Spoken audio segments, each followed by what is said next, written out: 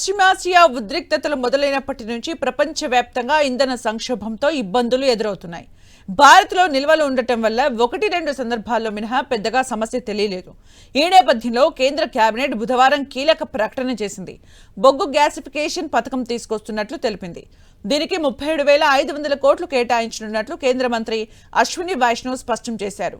ఇంధనం కోసం విదేశాలపై ఆధారపడటం తగ్గించడంలో భాగంగా ఈ పథకం తీసుకొస్తున్నట్లు చెప్పారు.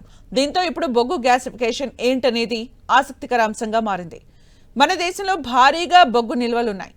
వీటిని సమర్థవంతంగా వినియోగించుకుంటే విదేశాల నుంచి చమురు వినియోగాన్ని తగ్గించొచ్చనేది కేంద్రం భావన. ఏటా మన దేశంలో 100 మిలియన్ టన్నుల బొగ్గును గ్యాసిఫికేషన్ చేయాలనేది కేంద్రం టార్గెట్గా పెట్టుకుంది. సంప్రదాయ బొగ్గు వనరుల్ని గ్యాస్, కెమికల్స్, ఇంధన వనరులుగా మార్చడమే కోల్ గ్యాసిఫికేషన్. ఈ విధానంలో బొగ్గును మండించరు, ఉష్ణోగ్రతల్లో తీవ్రమైన ఒత్తిడికి గురి చేస్తారు. ఇందులో ఆక్సిజన్, వేడి, ఆవిరి, అధిక ఉష్ణోగ్రత పీడనాల్లో రసాయన చర్యలు జరుపుతారు. దీన్ని సిన్ గ్యాస్ విధానంగా చెబుతారు.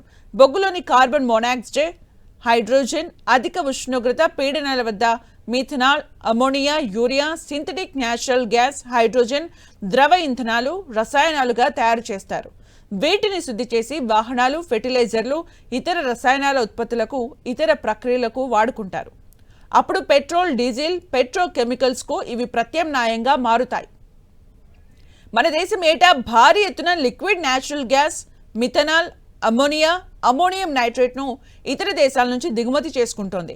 కోల్ గ్యాసిఫికేషన్తో వీటికయ్యే బడ్జెట్ ఖర్చు చాలా వరకు తగ్గుతుంది.